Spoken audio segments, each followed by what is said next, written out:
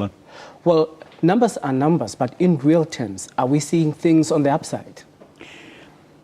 I found these very surprising, but encouraging at the same time. I think echoing what the other analysts were saying.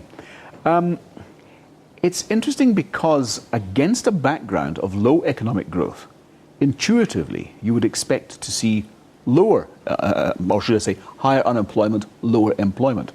Just to give you the kind of figures we're looking at here, we've got about 18 million economically active people in the country, 14 million of which are employed, and about 4.5 million who are unemployed. So you've got this very high persistent rate of unemployment in South Africa, where almost no matter what you do, that rate isn't coming down. It's been very persistent for a long, long time. So the question then arises, how do you make any meaningful inroads into that? And the Minister of Finance, Pravin Gordhan, some time ago, about 2 or 3 years ago, stated unequivocally that the only way to make any meaningful change to unemployment, which is the greatest scourge that we face as a nation, as an economy, is to have 6 to 7% economic growth for the next 20 to 30 years, sustained. And I think that comes back to the point you're trying to make there, is this sustainable? Mm-hmm.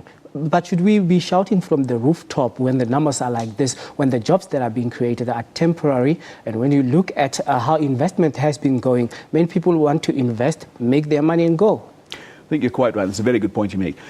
About 54% of these jobs, I think, are probably temporary jobs. And the question then arises, are they sustainable? Probably not, and particularly against a background which we just painted of 2% growth this year, maybe 2.5% to 3% next year if we're very, very lucky. So yes, we shouldn't be shouting from the rooftops, even although, as they were saying earlier, this is the highest quarterly increase we've ever seen, and we're now sitting at the highest number of people ever employed in South Africa. So on the one hand, we have this kind of strange mixed emotions, high figures to being that are encouraging.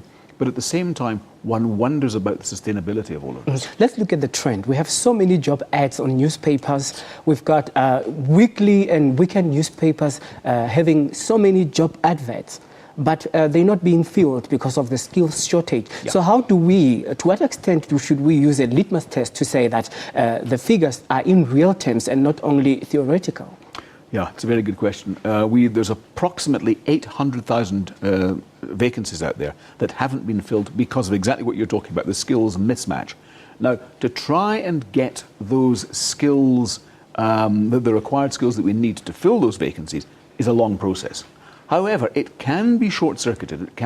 You can fast-track the process. A number of organizations out there in the workplace, what they do is they consult to companies whereby they hire for aptitude and train for skills. So in other words, you go out there and look for people who they might be in completely different roles currently, but if they exhibit the right aptitude, you can fast track them and get that skills base increased at a fast rate. But it requires a great commitment to do this. Another point that's really devastating to contemplate is we usually talk about matric exams and all that, but we're not saying anything about university graduates.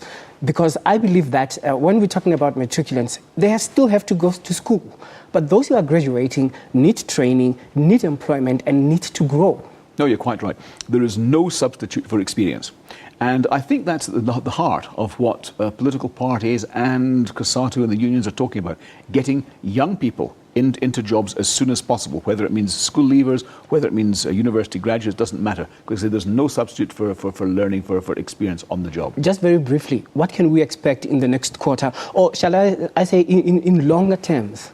I think next quarter we're likely to see a bit of a drop-off. Remember, there's a quite high sampling error in this. So even discounting that, I think because it's so high, we would expect naturally to see that dropping off a bit. And next year, unless we can get to a decent and sustainable level of economic growth, I would expect these figures to stay stubbornly high.